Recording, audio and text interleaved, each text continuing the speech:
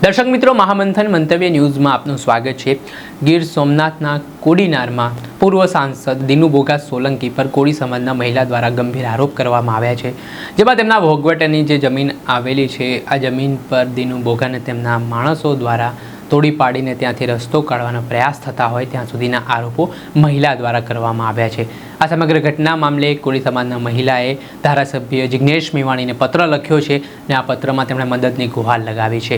આ સમગ્ર ઘટનામાં જે મહિલા છે તેમનું કહેવું છે કે તેઓ વર્ષોથી એ જગ્યા પર રહે છે, પરંતુ જે પૂર્વ સાંસદ છે તેમના પર જે આરોપ લાગી રહ્યા છે કે દિનુબોગા સોલંકી અને તેમના પુત્ર દ્વારા પોલીસમાં કેટલાક તેમના માણસો દ્વારા ખોટી અરજી કરીને પોલીસ દ્વારા પણ ક્યાંક ને ક્યાંક જે આ ઘર તોડવામાં જે આરોપી પક્ષ છે તેમને છાવરવામાં આવી રહ્યા છે અને તેમનું મકાન તોડી પાડવામાં આવ્યો છે। આના કારણે પોલીસની કામગીરી સામે પણ કોળી સમાજની મહિલાએ સવાલ ઉઠાવ્યા છે ને આ બાબતે તેમણે મદદની ગુહાર લગાવી છે। પહેલાં તો ગંભીર આક્ષેપ કરતો વિડીયો સામે આવ્યો છે, આપ આ વિડીયો જુઓ। કોળી સમાજની દીકરી સૌ ને દિનુબોગાના માણસો, દિનુબોગાનો દીકરો જસપાલ, દિનુબોગાના પોલીસો એટલા મોકલી દિનુબોગાના કહેવાથી મારી માથે હુમલો કર્યો છે। અટાણે મારી 55 વર્ષની ઉંમર છે। મારો દીકરો એક સુરત છે, મારો આદમી ગાંડો છે, એક મારો દીકરો ઘેર છે। મારો દીકરો નતો, મને બાયું પોલીસવાળા લેડીઝું બધાય ફગોળિયા, અમારી દીકરાનું હોવું ને અમને બધાને ફગોળિયા કરવા માંડ્યા ને એ હસપાલ દિનુબોગાનો છોકરો પકડીને ઘા કરી દીધી। પછી મને કોઈ ભાન રહી નથી, પછી મને માથામાં લાગી ગયું એટલે હું બે ભાન થઈ, મને પગમાં લાગ્યું, એ પણ મને કાંઈ ભાર નથી। મારી દીકરીઓ દીકરા છે એ ક્યાંય પણ મને ખબર નથી। પછી મારા દીકરાનો દીકરો અહીંયા છે, એ મારી માથે મા કરતો ધડ્યો તો એને પણ માર્યો, એને એવી દોર મારીને એને ઘા કરી દીધો। એટલો બધો પોલીસવાળાનો એટલો બધો ત્રાસ। સરકાર, તમે અમારી મા બાપ છો, જરાક ગરીબનો આમું છો। અમારે અમે વિનંતી તમને કરીએ છીએ કે અમારા ગરીબ આમું છો અને અમારી ગરીબની જરાક તમે અરજી સાંભળો। કોળી સમાજના એટલા સાંસદ ધારાસભ્ય છે, અમારી રજૂઆત અમારી કોળી સમાજની દીકરીને સાંભળો। તમે એટલા કોળી સમાજના ધારાસભ્ય છો, અમારા કોળીની દીકરીના તમે આ રીતના થોડીક સાંભળો અમારા ગરીબ માણસોની।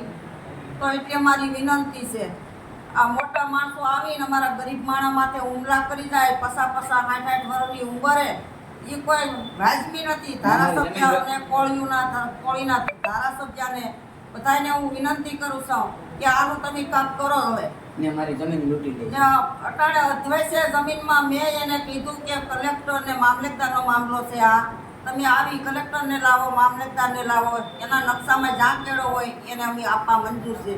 પણ અમારે આડેધડ કેળા, અમારી જમીનમાં આડેધડ કેળા પાડે તો એ અમે આડેધડ કેળા કેવી રીતે પાડવા? તમે ગરીબ માણસ ને અમારી જમીન અહીંયા તો ગૌશરણ એને નડ્યું નથી, પાંજરાપુર એને નડ્યું નથી, એને ગરીબ ગુદરને કોઈ નડતું નથી, પછી એને ધર્માદળ નડતો નથી તો અમે એને નડતા નથી।